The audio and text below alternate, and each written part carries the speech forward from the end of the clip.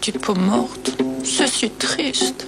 Faut pas se laisser aller. Hop, on fait peau neuve en douceur le temps d'une douche. Grâce au nouveau gel douche peeling et nourrissant Bourjois, la peau est débarrassée des cellules mortes et nourrie avec sa formule au lait aux 3 céréales. Un vrai petit déjeuner. Ma peau revit. Miracle. Divine douche peeling et nourrissante de Bourjois.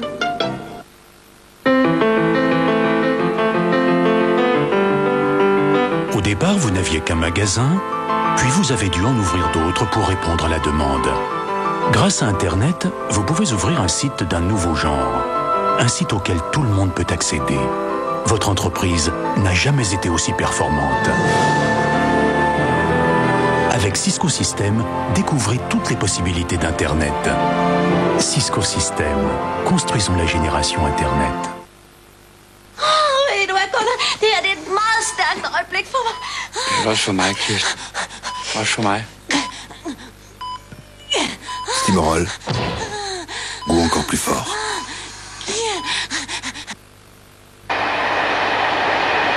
On sent une progression parce qu'on voit beaucoup plus de marchandises. On voit des trains entiers de colza, de blé, on voit des machines agricoles, des tracteurs, beaucoup d'acier, puis le bois. Wapi, c'est 17 voies de réception, 48 voies de débranchement, 14 voies de faisceau de départ, 2600 wagons jour. On a eu des jours à 3000 wagons. On a eu le premier triage de France. On est passé à la vitesse au-dessus. Démontrer aux gens que le fer, c'est l'avenir du fret. Yanni. Offrez-vous un voyage musical avec le nouvel album de Yanni, If I Could Tell You, avec Chérie FM. Le conseiller Ma, on a trouvé ça chez toi. Ah, c'est le pack Ma Photo. Et dedans, il y a une assurance touriste, un crédit facile. Absolument. Toi, chez MAF, tu me plais. Enfin bon, Si. MAF Assurance. Et jusqu'au 31 mai, profitez d'un taux exceptionnel à 4,95 TEG. 4,95 bah, c'est un calibre, ça. Que stupide. Pardon, jeunes gens, quelle heure il deal? Ouais, pour nous, les employeurs sérieux, c'est sur 3617 Eurydeal. Exactement, monsieur. Eurydeal, le registre national du commerce. UCB, bonjour. Ah, c'est des solides. Avant d'acheter, on devrait toujours visiter son crédit, comme on visite une maison. C'est tentant, non? Ah oui, c'est bien. UCB, la première maison à visiter avant d'acheter.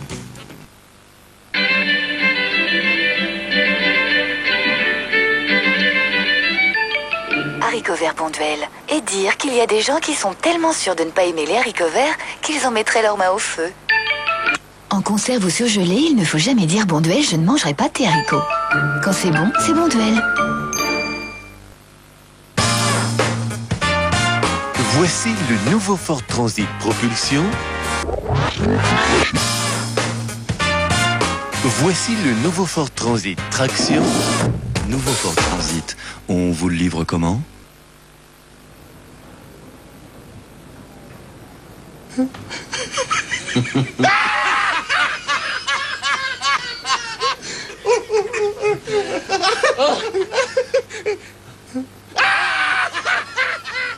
Free est un fournisseur d'accès à Internet tellement performant qu'on en oublie qu'il est gratuit.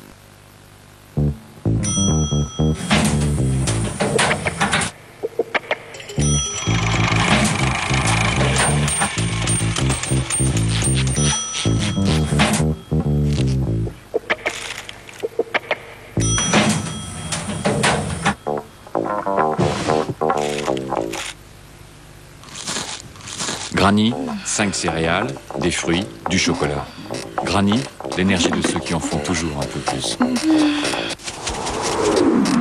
Découvrez aussi la version tendre. Granny moelleux.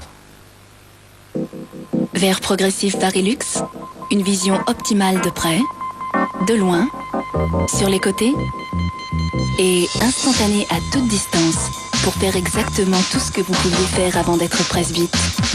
Enfin, presque. Varilux, le verre progressif Tessilor. Mélita, ils ont fait des trous dans leur filtre pour libérer tout l'arôme du café. Comme ça l'arôme. Il a plus de caractère. Filtre Mélita, libérons tout l'arôme. D'un rêve à l'autre, à tombeau ouvert, révélation. 3 films à prix choc. En fait, tu la places comment ton épargne, toi? Cette question, je la place comme je peux. L'idéal, ce serait avec dynamisme, tout mon caractère. Ouais. Mais, sans y laisser ma chemise, tu vois? Avec dynamisme et sans y laisser ta chemise. Ah, je vois. Et toi, tu le vois qu'il n'y a pas écrit la Poste, là? À la Poste, donnez de l'énergie à votre épargne en profitant sans souci de la performance de la bourse. Vous choisissez votre placement et la Poste s'occupe de tout. Alors ça pour une nouvelle? Ah bah, c'est une bonne nouvelle, ça. Et avec Vivatio, profitez des hausses de la bourse en amortissant les baisses et visez jusqu'à plus 100% à 6 ans, soit 12,24% par an. Wow! I feel good. I knew that I would not. I feel good. I knew that I would not. So good. So good. I got you. I feel good.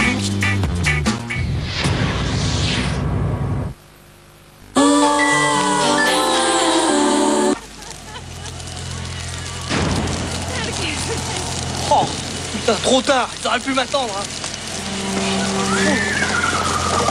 Aïe.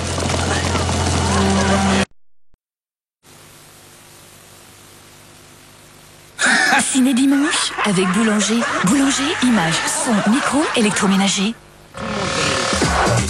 Dans un instant, la vie des médias. Avec Stepstone, faites un pas décisif dans votre carrière. Pour tout type de poste, tous les profils, partout en France. Stepstone, c'est la référence européenne du recrutement sur Internet. L'UMTS fait la somme de tous les médias connus à ce jour. La voix, l'écriture, le téléphone mobile, l'ordinateur, les réseaux divers.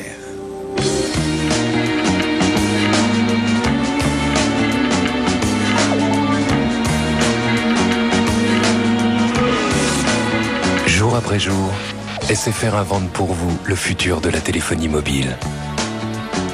C'est ensemble que nous pourrons le construire. Chacun, maintenant, tenant en main le monde.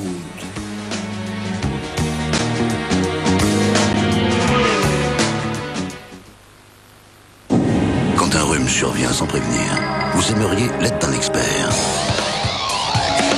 Actifed comprimé agit efficacement contre le rhume. Actifed comprimé est un médicament contre le nez qui coule, le mal de tête et le nez bouché pour vous libérer rapidement du rhume. Une autre mission pour Actifed. Actifed, opération anti-rhume. Réservé à l'adulte, bien lire la notice. Trouvez plus vite les coordonnées d'une entreprise introuvable par Minitel 3617 Vérif pour une très bonne information sur les entreprises. Aujourd'hui, il y a du nouveau dans les lessives liquides. Le Chagel, la lessive à laquelle les taches ne résistent pas. Et pour vous le prouver, je suis allé voir des experts. Vous croyez que des taches comme ça ne peuvent pas partir sans ajouter un détachant? Eh bien si, avec le Chagel. Il contient un détachant triactif et en plus adhère à la tache pour mieux cibler la saleté et l'éliminer complètement. Même à basse température. Le résultat est parfait. Nouveau le Chagel, la propreté absolue.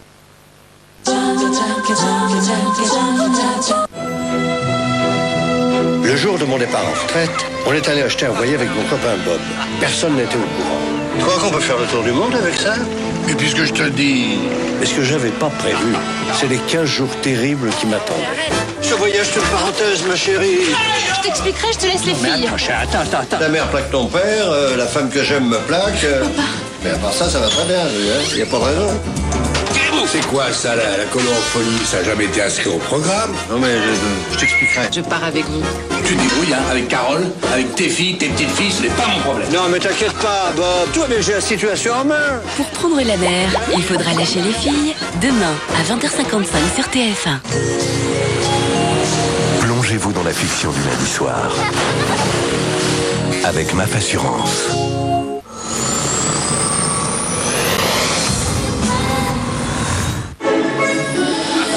Le principe de base, parcourir une piste le plus vite possible, de haut en bas. C'est un sport d'hiver. Hiver comme dans Esquimau, pingouin et glace. Alors tu acceptes? Non. Tu as devant toi la première équipe de bobsleigh de la Jamaïque. Je suis pilote. Non, t'es au frein. Tu es au parfum de mon pédigré? Tendu dedans, détendu dehors. La main légère et l'esprit clair. suis pas venu jusqu'ici pour prendre des baffes. Les Suisses sont ça pour se motiver au départ. Qu'est-ce que tu fais, là? Ça va pas. Au JO, l'important c'est de glisser. Rasta Rocket, mardi à 20h55 sur TF1. Partagez vos émotions dans Ciné Mardi avec Itinéris. Itinéris, le cinéma selon vous?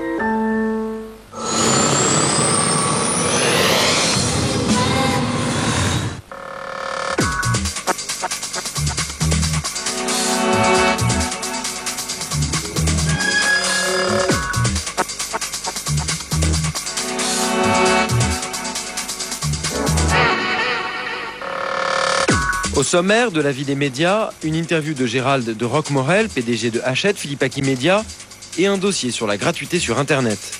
Tout de suite, les brèves de la semaine. Sur une musique entraînante de Bowie, BDDP et Fils nous entraîne dans le nouvel univers qu'il a créé pour la Poste. La signature de la marque, ce que l'avenir vous promet, la Poste vous l'apporte, prouve qu'elle tient à créer du lien dans le monde virtuel. Superbement réalisé, ce film est bourré de trucages plutôt léchés.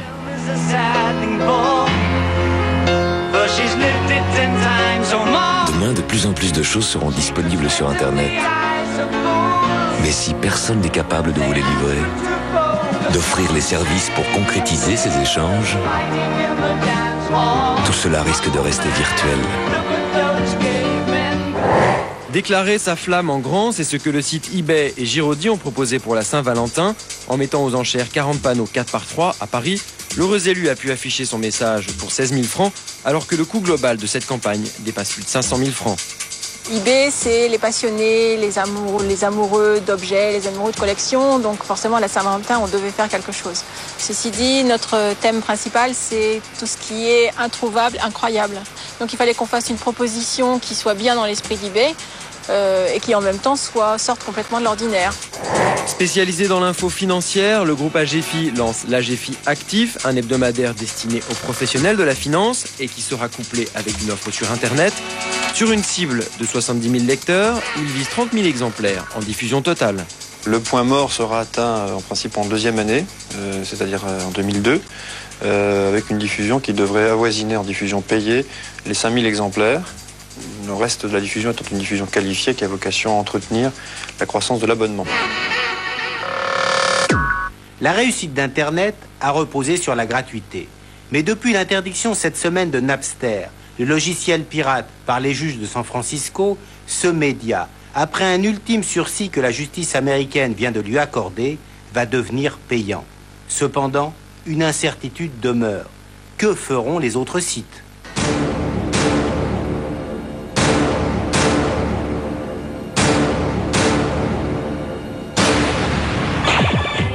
Internet a longtemps été un modèle où une communauté, celle des internautes, échangeait gratuitement de la musique ou des images. Ce temps-là est peut-être révolu. Les juges américains ont confirmé un jugement condamnant Napster, je cite, pour vol de droits d'auteur des maisons de disques. Le logiciel pirate n'a pas d'autre issue que de cesser à terme ses activités.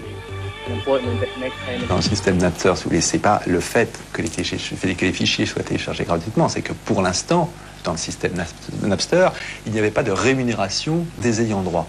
Je crois que c'est fondamental. Internet, dans le monde de la musique, s'intègre dans ce qu'on appelle une chaîne de valeur. Parce que si vous brisez cette chaîne de valeur et que vous ne rémunérez plus les ayants droit, au bout d'un certain temps, il n'y aura plus de création. Aujourd'hui, les internautes se précipitent sur Napster car ils savent que dans quelques semaines, le site sera fermé. Il rouvrira au plus tard en juillet prochain et sera payant. Personne ne sait, parmi les 50 millions d'internautes qui utilisent Napster, combien il va en rester.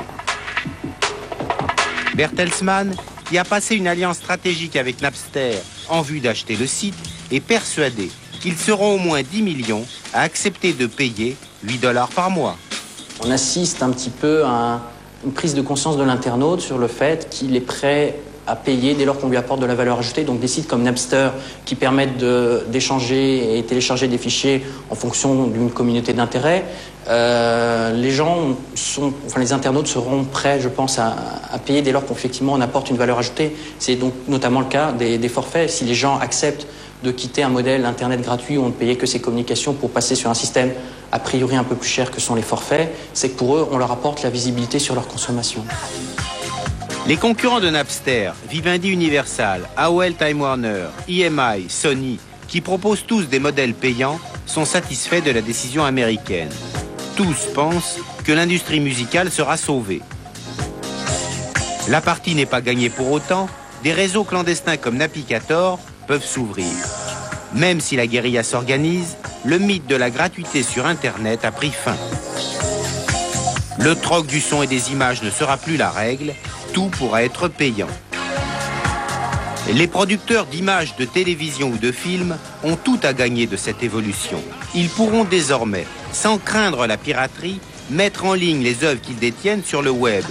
Hollywood ne se contentera plus de proposer des bandes annonces sur QuickTime. Mel Gibson, je l'ai embrouillé grave. Tu sais quoi, c'est bon. Il a dit dès qu'il est sur Paris, il vient passer un Shabbat à la maison. Ça peut s'utiliser comme promotion, ça peut s'utiliser pour faire savoir à autrui qu'on est en train de préparer un film, raconter un peu l'histoire, demander éventuellement s'il y a des producteurs ou des coproducteurs qui aimeraient s'intéresser à ces projets. Il y a 1000 manières. La seule chose qu'on peut, c'est dire no pasarán. Ceux qui veulent nous voler nos droits ne passeront pas. Les journaux qui proposent gratuitement et à regret leur contenu sur Internet vont pouvoir, comme le Wall Street Journal, le faire payer. Attention, il faut que l'ensemble des biens et services auxquels il a accès sur Internet ne coûte pas plus cher que dans les magasins, parce que là, ce sera aberrant aussi. Et les formules d'abonnement sont dangereuses dans ce domaine, parce que c'est toujours plus facile de s'abonner, je ne sais pas si vous l'avez remarqué, que de désabonner. Se désabonner, il faut écrire des lettres recommandées, etc. C'est compliqué comme tout. L'abonnement apparaît comme le nouveau modèle économique payant du web. Il reste que n'importe quel particulier pourra toujours copier une chanson sur son graveur de CD et demain sur un graveur de DVD pour le proposer à un de ses proches. Sorry. Hachette Philippe Aki Media, le premier groupe de presse magazine au monde, vient de prendre 42% du capital de son concurrent, Marie-Claire. Ce groupe devient l'acteur dominant de la presse féminine avec 2 titres phares, Elle et désormais Marie-Claire. Gérald de Roquemorel, président d'Hachette Philippe Aki Media, fait le point sur cette nouvelle association comme sur les projets de son groupe. Descendant de Louis Hachette, fondateur de la librairie du même nom en 1826, Gérald de Roquemorel était prédestiné à rejoindre en 1972 la presse et les publications Philippe Aki. Ce qu'il est témoin, c'est qu'après Sciences Po et l'ENA, ce chasseur de bécasses débute sa carrière comme directeur de la publication de Playboy. Après 20 ans et Paris Match, il devient membre du comité de direction du groupe en 1980 et développe Philippe Aki à l'international. Ce véritable chef d'entreprise est depuis 1997 PDG d'Hachette Philippe Aki Media, la holding de presse du groupe Lagardère. Gérald de Roquemorel, bonjour. Vous êtes rentré dans le groupe Marie-Claire sans obtenir la majorité. Qu'allez-vous y faire et quelle garantie avez-vous obtenue? Le but de cette association est un but entièrement tourné vers l'international. Les 2 groupes, Marie-Claire d'un côté, le groupe Hachette Philippe Aki de l'autre, en France, ont leur organisation propre, publicitaire, éditoriale, bien entendu, ont des marques prestigieuses l'un et l'autre. Et ces 2 groupes vivent très bien en compétition sympathique. Donc le but n'était pas de changer quoi que ce soit sur la France. Le but était, ensemble, parce que nous représentons des marques remarquables, françaises, Marie-Claire, elle, de nous associer et d'aller, je dirais, à la recherche du grand large. L'histoire du groupe Hachette Philippe Aki est jalonnée d'associations qui ont été suivies quelquefois par des prises de contrôle. Avez-vous l'intention, un jour ou l'autre, de contrôler le groupe Marie-Claire? Non, le but, encore une fois, n'est pas là. C'est vrai que l'histoire du groupe Philippe Aki est un groupe d'associations depuis même avant-guerre. Le groupe Philippe Aki, avant-guerre, a été le premier associé de Walt Disney. Nous avons été également associés très vite avec d'autres éditeurs prestigieux, comme Daniel Philippe Aki, d'où le groupe Hachette Philippe Aki. Qui a mangé l'autre? Est-ce que Philippe Aki a mangé Hachette ou Hachette Philippe Aki? Il s'appelle Hachette Philippe Aki, c'est le principal. L'association avec Prouveau était très forte. Il ne faut pas oublier que Hachette, d'un côté, Jean Prouveau, de l'autre, ont ensemble fondé le premier magazine français, Télé 7 jours. Dès l'origine, Télé 7 jours a été lancé par une collaboration entre les 2 groupes. Donc là, notre philosophie, la philosophie d'Hachette, en tant qu'un des premiers groupes de presse magazine au monde, sinon le premier groupe de presse magazine au monde, est que, ensemble, l'écrit, la presse magazine particulièrement, a un message fort à faire passer, et que nos ennemis ne sont pas là. Nos ennemis ne sont pas dans l'écrit, nos ennemis, ils sont dans d'autres médias, nos vrais concurrents. Ils sont dans d'autres médias que nous accompagnons d'ailleurs. Mais ce n'est en tout cas pas dans le magazine du coin de la rue. Pour être sûr de la réussite, combien de journaux il faut lancer par an? C'est très variable. Dans le cadre mensuel, on est souvent dans ce que l'on peut appeler les mouvements tendances. Pas toujours, mais parfois. Donc il nous faut sans arrêt surfer sur la modernité, sur l'évolution de la société. La presse magazine a ceci de fascinant qu'elle doit être un peu l'avant-garde des fortes évolutions en matière de société, ce qui n'est pas le cas en matière de presse quotidienne ou de télévision. La presse quotidienne, la télé, reflète beaucoup plus la société telle qu'elle est. La presse magazine doit la déchiffrer, la décrypter, amener un message pour toutes les nouvelles tendances qui peuvent arriver. Les journaux de télévision comme Télé 7 jours, Télé Loisirs, Télérama enregistrent tous une certaine érosion. Pensez-vous que ce mouvement soit durable? Qu'est-ce qu'on peut dire? Nous sommes en phase d'un marché, comme on dit maintenant, d'une manière chic, mature, qui ne peut que s'éroder et qui, en plus, risque d'être concurrencé, ça c'est la question, par la télévision interactive. L'interactivité qu'on peut voir sur TPS, sur CanalSat ou sur le câble, permet effectivement maintenant à la télévision de fournir des propres informations sur ce qu'elle est en train de montrer, c'est-à-dire sport, film, politique, etc. Donc effectivement, la vocation de la télévision, des journaux de télévision, pardon, qui était d'illustrer la télévision, de montrer, de commenter ce qui est en train de se passer, est battue en brèche par la télévision elle-même. Par contre, il reste aux journaux de télévision une donnée fondamentale qui est la critique. Les journaux de télévision apportent un œil critique. Ils ont le droit de dire ça c'est bien, ça c'est pas bien, un tel est un bon, un tel n'est pas un bon, tel film doit être vu, etc. Il est évident que la télévision ne peut pas se critiquer elle-même. Je pense que le métier des journaux de télévision, le marché des journaux de télévision est un marché encore extrêmement fort, même s'il est très compétitif. Quel est le titre que vous avez envie de lancer à l'étranger? Notre projet qui nous mobilise le plus actuellement parce qu'il est important et parce qu'il nous amuse et parce que nous l'avons déjà dans d'autres manières réalisé, c'est de lancer un L pour jeunes filles, pour les 12-16 ans, qui est un marché de plus en plus fort, notamment sur le domaine de la mode, de la consommation. Elles ont un sens critique très fort, ces jeunes filles de 12 à 16 ans. Et sur le titre L Girl, qui est notre prochain lancement lourd à l'étranger, qui aura lieu aux États-Unis et en août. Pensez-vous demain que les gens continueront à acheter les journaux dans les kiosques ou à les recevoir à leur domicile? L'information vous arrive à domicile, il faut donc que le journal vous arrive à domicile. Le journal quotidien, magazine, périodique est une seconde lecture, est une lecture de réflexion, est une lecture d'analyse. En tant que tel, on ne va pas courir dehors pour se précipiter comme si pris d'un besoin irrépressible d'acheter un cornet de glace, on allait acheter son quotidien. De ce côté-là, le besoin est couvert, encore une fois, par la radio, la télévision, Internet et que sais-je. Donc, le service est très important. Et de même qu'on livre des pizzas à domicile, il ne faut pas en avoir peur. Je crois qu'il faut également accepter de livrer des journaux à domicile. Je pense que la vraie réforme de la distribution est d'amener les journaux quotidiens et périodiques là où le lecteur est et de ne pas compter sur le lecteur pour qu'il sorte pour aller les trouver. Ça, c'est un vrai défi, un défi passionnant. Gérald de Roquemorel, merci. Merci.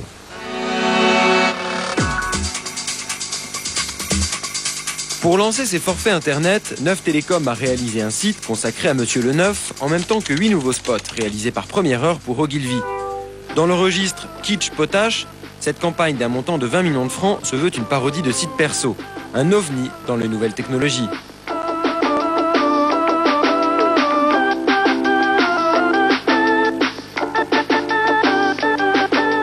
C'est un peu l'enjeu de la campagne que de se dire il vaut mieux essayer d'ouvrir cette marque et de lui faire, disons, couvrir à la fois la téléphonie fixe et Internet, plutôt que de créer une deuxième marque. Plusieurs dizaines de millions d'économies, c'est ce que va devoir faire VUP, ex-Havas. Le pôle information, qui représente 1,3 milliard d'euros, devra trouver des synergies, comme en témoigne le rapprochement entre l'expansion, l'Express et l'étudiant. À l'occasion du Yaoundé Netcom, le salon africain de l'Internet, RFI a inauguré sa diffusion en FM dans la capitale camerounaise. Déjà présente en ondes courtes, la radio internationale négociait cet accord depuis 5 ans. C'était l'avis des médias, merci de nous avoir suivis et à la semaine prochaine.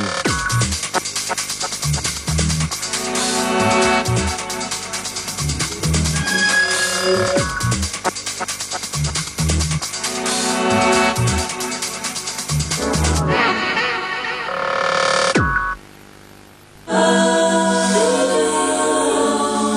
l'UMTS fait la somme de tous les médias connus à ce jour. La voix, l'écriture, le téléphone mobile, l'ordinateur, les réseaux divers.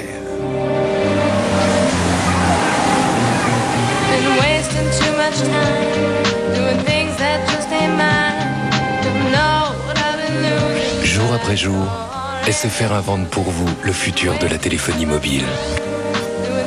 C'est ensemble que nous pourrons le construire.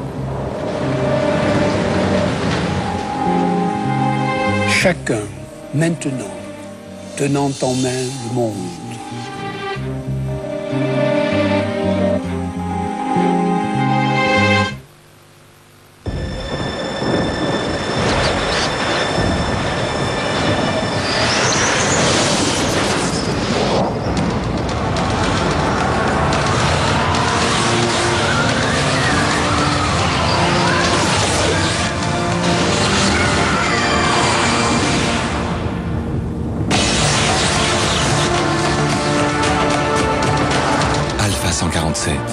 Élu voiture de l'année 2001.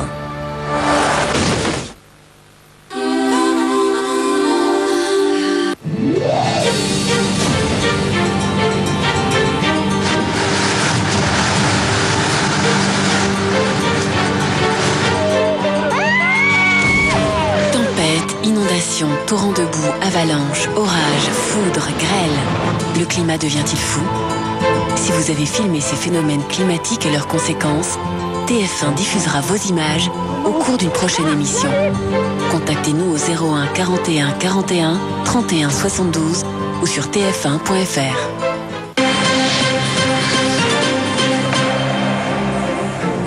Les naufragés kurdes témoignent hébergés à Fréjus. Ils racontent aux enquêteurs les détails de leur fuite. Tous demandent l'asile politique. Une information judiciaire va être ouverte ce lundi à Draguignan pour aide au séjour irrégulier. Ouverture du salon de l'agriculture sur fond de crise de la vache folle. Jacques Chirac vient au secours des éleveurs de moutons et de chèvres.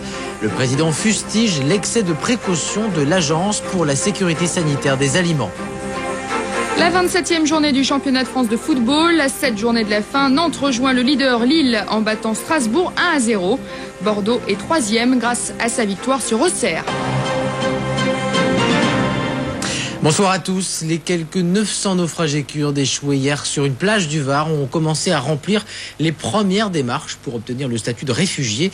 Tous demandent l'asile politique en France. Ils restent hébergés au camp du 21e RIMA à Fréjus. Après une semaine enfermée à Fond-de-Cale, c'est l'heure du repos et des premiers témoignages sur l'enfer qu'ils ont vécu. Le récit de Benoît Cristal. Elle est une des 3 femmes à avoir accouché dans les cales de l'Istsie, totalement épuisées, à bout de nerfs. Les naufragés, en majorité des familles nombreuses, profitent du confort spartiate de ces hangars militaires. Cet homme dit avoir payé 140 000 francs pour partir avec sa femme et ses 4 enfants. Pour moi, l'essentiel, c'était de quitter l'Irak. Peu importe la destination, la France ou un autre pays démocratique, mais l'essentiel, c'était de partir. Une journée consacrée au repos et aux visites médicales. Pour l'instant, seulement 16 d'entre eux ont dû être hospitalisés parce qu'ils souffraient de dénutrition. Ils n'ont plus de papier, n'ont pas le droit de sortir de cette zone d'attente, mais expliquent qu'ils n'avaient pas le choix. Moi, je suis du Kurdistan irakien. J'ai fui la répression irakienne, les persécutions dont je suis victime depuis des dizaines et des dizaines d'années. Dans mon propre village, des dizaines de personnes ont été assassinées. Voilà ce qu'ils devraient répéter aux fonctionnaires chargés de les identifier et d'enregistrer leur demande d'asile. Une procédure qui prendra du temps, alors peu à peu, les familles s'installent dans le provisoire, fatiguées, mais apparemment soulagées d'être arrivées en France, presque par hasard. Réaction de Philippe Séguin, le candidat officiel de la droite à la mairie de Paris. Il est hors de question de renvoyer ces réfugiés chez eux. Ils doivent rester en Europe. Écoutez. Il y a des procédures. Il va falloir les mettre en œuvre. Je crois qu'il va falloir que nous sachions élargir nos propres procédures à l'échelle européenne, dans le cas d'espèce. Mais en tout état de cause, je vois mal la France et plus généralement l'Europe renvoyer à leur sort ces quelques 900 personnes qui sont doublement des victimes de la situation qui prévaut dans la région où ils habitent et que nous connaissons tous, et victimes d'autre part d'agissements inqualifiables sur lesquels il serait souhaitable d'ailleurs que la communauté internationale sache s'organiser. Et ce soir, le comité suédois de soutien aux Kurdes syriens affirme que la majorité de ces réfugiés, plus de 500, seraient en fait d'origine syrienne et non irakienne. Jacques Chirac s'est livré aujourd'hui à l'une de ses figures imposées favorites, l'inauguration du Salon de l'Agriculture. Mais en pleine crise de la vache folle, cette 38e édition s'ouvre dans un climat plutôt tendu. Vendredi, l'Agence de sécurité sanitaire des aliments, l'AFSA, a avancé la possibilité d'une transmission de l'ESB aux ovins et aux caprins et recommandé plus de précautions. 2 jours après, les réactions sont encore vives et tout particulièrement celle du chef de l'État qui a fustigé un excès de précaution. Les hommages se multiplient ce soir après l'annonce de la mort du peintre Balthus. Le chef de l'État salue l'un des artistes les plus éminents du XXe siècle. Balthus, qui s'est éteint aujourd'hui chez lui en Suisse, était l'un des rares peintres à avoir pu admirer de son vivant ses toiles exposées au musée du Louvre. Il aurait eu 93 ans dans 10 jours. Estelle Youssoufa. Maître Balthus ou comte Balthazar Kolowski de Rolla. Discret, génie singulier et intemporel, Balthus se présentait comme l'héritier de 20 siècles d'art occidental, empruntant à l'italien Piero della Francesca, mais aussi à Velázquez, Poussin, Courbet et Cézanne. Balthus ne versera pas dans l'abstrait du XXe siècle, mais sa peinture figurative n'en sera pas moins aérienne, mélancolique et lumineuse, moderne et hors du temps. Il faut faire de la peinture d'après nature, parce que quand on cherche à quitter la nature, c'est toujours un peu raté. Paysage, portrait, le maître mettait en scène le mystère, l'érotisme et le calme. De son vivant, Balthus était déjà un artiste reconnu. Ses expositions comme ses apparitions publiques étaient rares mais courues. Il est mort en Suisse quelques jours avant de fêter son 93e anniversaire. À l'étranger, les États-Unis et Israël vont effectuer à partir de ce lundi des exercices militaires conjoints, des tests qui comportent le lancement d'antimissiles patriotes. Ils auront lieu au sud de l'État hébreu et visent à vérifier la compatibilité des systèmes de défense antiaériens des deux pays. À noter par ailleurs que le bilan des bombardements sur Bagdad a été revu à la hausse. L'Irak affirme ce soir que les raids américains et britanniques d'avant-hier ont fait 3 morts et une trentaine de blessés. Mutinerie en série dans des prisons brésiliennes. La principale a eu lieu au centre pénitentiaire de Sao Paulo. 8000 prisonniers ont pris en otage 250 personnes, parmi elles des parents de détenus et des fonctionnaires. Et des policiers d'élite sont en faction. Des ambulances ont été dépêchées sur place il y a 9 ans. Cette prison avait déjà été le théâtre d'une révolte particulièrement sanglante puisque 111 détenus avaient été tués sous les balles des policiers. La consécration pour Patrice Chéreau à Berlin. Son film Intimacy a reçu aujourd'hui l'Ours d'Or, mais aussi le prix de l'Ange Bleu qui récompense le meilleur film européen. C'est le premier film en anglais du réalisateur français. Patrice Chéreau met en scène une relation douloureuse et frénétique fondée sur le sexe. Et puis l'Ours d'Argent de la meilleure actrice a été attribuée à la Britannique Kerry Fox qui interprète dans ce film l'épouse adultère. Football et la bonne opération de Nantes et de Bordeaux ce soir en match en retard de la 27e journée. Grâce à leur victoire sur Strasbourg, les Canaries rejoignent Lille en tête du championnat. Les Girondins, eux, sont 3e après leur victoire sur Auxerre. Résumé de ces 2 rencontres, Guillaume Deblé. Sévèrement battus l'un et l'autre en Coupe de l'UEFA, jeudi, Nantes et Bordeaux avaient à cœur de se racheter en championnat, avec pour les 2 équipes une obligation de succès pour rester dans le wagon de tête en lutte pour le titre. Mission accomplie difficilement pour les Nantais qui recevaient Strasbourg. La délivrance intervient à seulement 10 minutes du terme de la partie. But signé Marama Vairua sur un service au millimètre d'Olivier Monterrubio. A noter côté strasbourgeois l'expulsion en début de seconde période de Fabrice Héret. Jusque-là, les joueurs d'Ivan Pouliken n'avaient fait une plutôt bonne impression. Carton rouge à Nantes, carton rouge également à Bordeaux pour Laurent Batles. Un carton qui aurait pu coûter cher aux Girondins, mais les Auxerrois n'ont pas su en profiter. Dès le quart d'heure de jeu, l'incontournable Paoletta avait donné l'avantage aux Bordelais après un dégagement complètement raté de Fabien Coll. Comme à la Beaujoire, score final 1-0.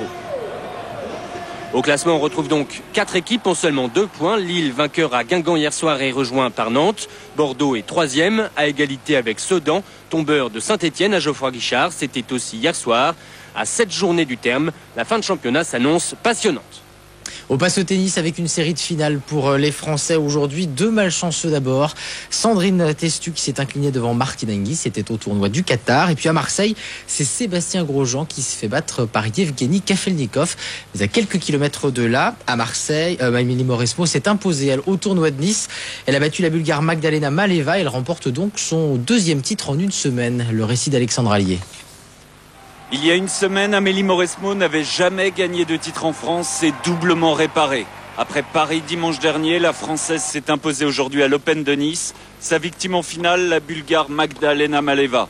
Tombeuse de l'Américaine Venus Williams en demi, elle n'aura pas résisté longtemps à la puissance d'Amélie Mauresmo. Un match à sens unique pour une victoire en 2-7 secs, 6-2, 6-0. Nice est son 4e titre professionnel, une victoire qui lui permet de remonter à la 12e place du classement WTA.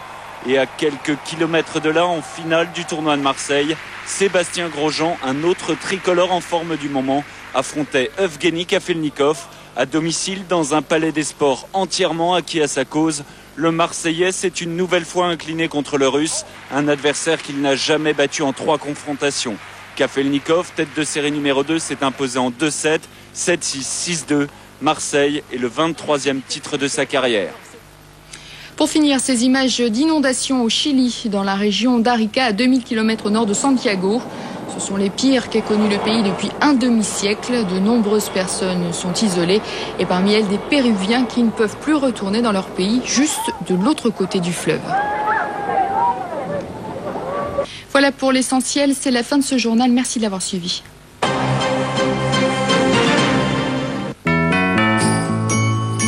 Pour un week-end en toute tranquillité sur TF1, avec le groupe Société Suisse Assurance.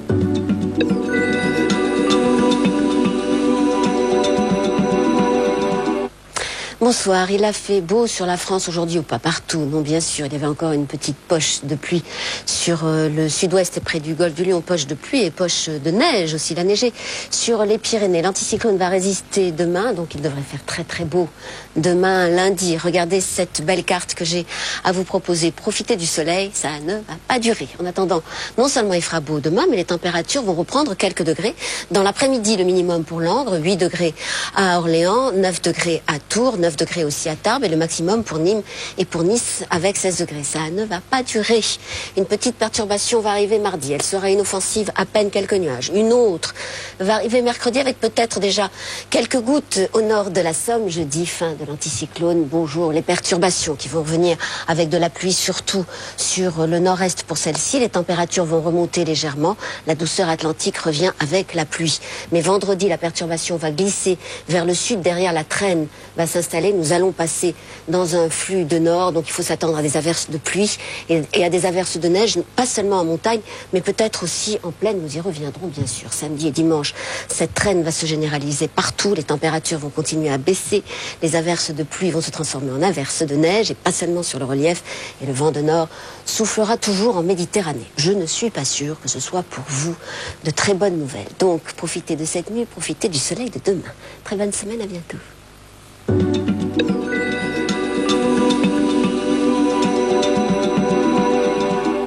La météo avec le groupe Société Suisse Assurance.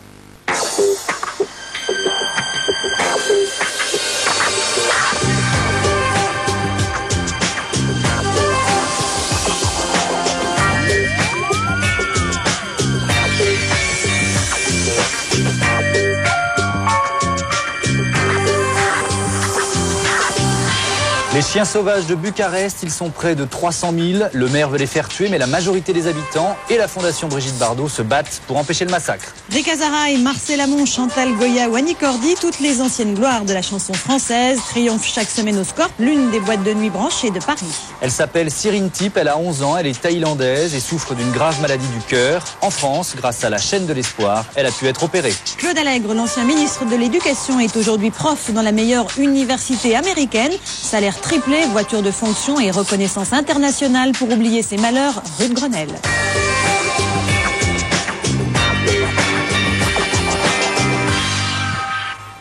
Bonsoir à tous. Bonsoir et bienvenue dans 7 à 8 qui vous emmène aujourd'hui de Paris à la Californie, de Bucarest en Thaïlande. Et puis en fin d'émission, vous avez rendez-vous en tête-à-tête avec la jeune actrice Marie Gillin. Elle est à l'affiche mercredi prochain de la comédie Barney et ses petites contrariétés. Mais d'abord, imaginez Paris, Marseille ou Lyon envahis par 300 000 chiens sauvages. Des quartiers entiers que l'on n'ose plus traverser la nuit. Les enfants qu'il faut faire vacciner contre la rage. Les brigades canines complètement débordées. Eh bien, c'est ce qu'il arrive depuis quelques années à Bucarest, en Roumanie. Ces chiens sauvages, en fait, c'est un héritage de l'ère Ceausescu. Il y a une douzaine d'années, Peu de temps avant sa chute, le dictateur roumain exproprie des milliers d'habitants de Bucarest. Il les envoie en banlieue pour raser et reconstruire leur quartier. Presque tous les chiens sont alors abandonnés dans la ville. Ils se sont reproduits en fait en se nourrissant dans les poubelles. Alors difficile aujourd'hui de se débarrasser de ces hordes de tout poil. Le maire de Bucarest veut tous les faire abattre, mais Brigitte Bardot crie au scandale. Les habitants de la ville sont plutôt d'accord avec elle d'ailleurs. Ils voient dans ces meutes de chiens faméliques un symbole de leur difficulté à se nourrir et à se loger. Quand les chiens sauvages envahissent la ville, c'est un reportage d'Emmanuel Retz et Olivier Journia. Bucarest.